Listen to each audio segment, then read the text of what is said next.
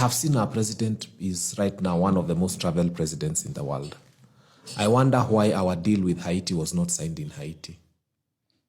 That would have been a good starting place because it means it is safe for our young people to go. If it is not source for the goose, it cannot be source for the gander. This should have been signed in Haiti if it was a good place for our people to go. Number 2, if the USA wanted these gangs in Haiti to disappear, remember Osama bin Laden?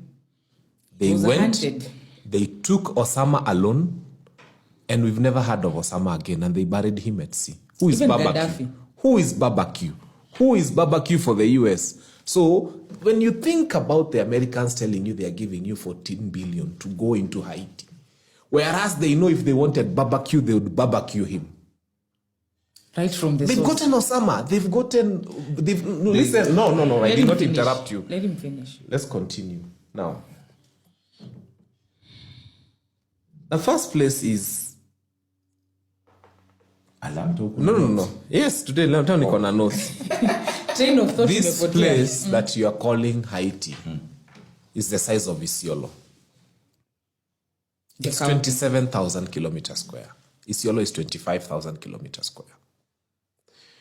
The US, with its superior army and the proximity to Haiti, if they wanted to go into Haiti, they would be in Haiti. So what do you think stops them? So what I am telling you is this. I am telling you what is happening is this.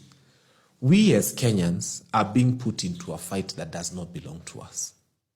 And we are being used to stabilize a nation that we do not trade with. And a nation that we are trying to struggle and say they look like us, they have matatus like that. That's the only correlation we have with them. No, cultures. So...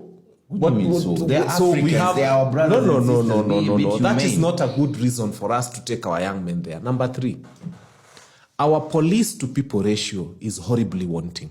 What do you mean? We are under. The UN standards is supposed to be 1 to 485. No, 1 to 485. We are 1 to 1,000. We are 1 to 1,000. So already we are under-policed. We are thoroughly under-policed. And we are taking now another 1,000 men from a country that is under-policed to go and police other people. I ask, is this a Kenya Kwanza government or a Haiti Kwanza government? Because the Kenya Kwanza idea would have been, we have bandits in Kapedo, we have bandits in Baringo. You saw an MCA crying the other day on TV saying, tunamaliza mazishi, tunaenda mazishi. No, there's an MCA in Samburu who was actually killed, a sitting MCA. Exactly. Amezikwa kama 3 weeks yes, ago. And they keep saying, munatoka mazishi moja, munaenda ya pili. If this was truly a Kenya Kwanza government, they would take 1,000 policemen and deploy them to Kapedo and Baringo and the whole of that area until the place is clean. Then when you are clean, you can go and sweep other people's houses. I cannot leave my own dirty house uncleaned. I have dirty laundry. And then I take all my young family and tell them to go and clean my neighbor's house. This is where the mistake is. There's nothing wrong with going to Haiti if you have already cleaned your house. There's nothing wrong with going to Haiti if you have been able to take care of bandits. But when your own elected leaders are being killed, when people are burying 200 people in a month in parts of your country, and you're busy talking of bandits in other countries. I mean, worst case scenario, if I would suggest, let's sweet talk the bandits. We send the bandits there to deal with bandits, and we are left with our policemen here. It's the bandits that we don't need. Point of order, please. Now, let's continue. I keep saying that the problem we have in Haiti is a leadership problem. It's probably not even a combat problem. And because we have very competent cabinet secretaries, Aisha Jumo is competent, that's why she's in cabinet. We have Moses Kuria, he's very competent, that's why he's in cabinet. We have a very competent cabinet. I think we need to donate our cabinet to Haiti to go and provide leadership because the leadership problem. They go there and provide leadership in that country. And maybe Haiti will become stable because we have proven that we have competent leaders. I have always said, what is sauce for the goose must be sauce for the gander. I cannot be the president who will take you where I cannot go.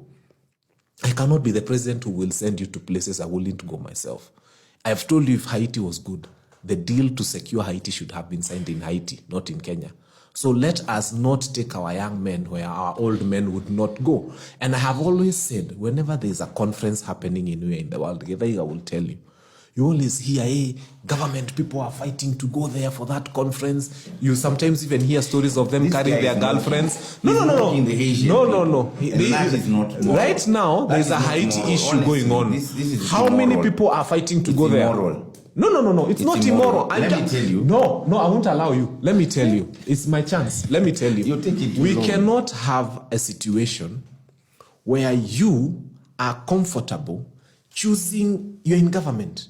You're choosing where you can go, and your children and your mother and your son, and even in terms of diplomatic missions. But the children of other people, you choose where they go.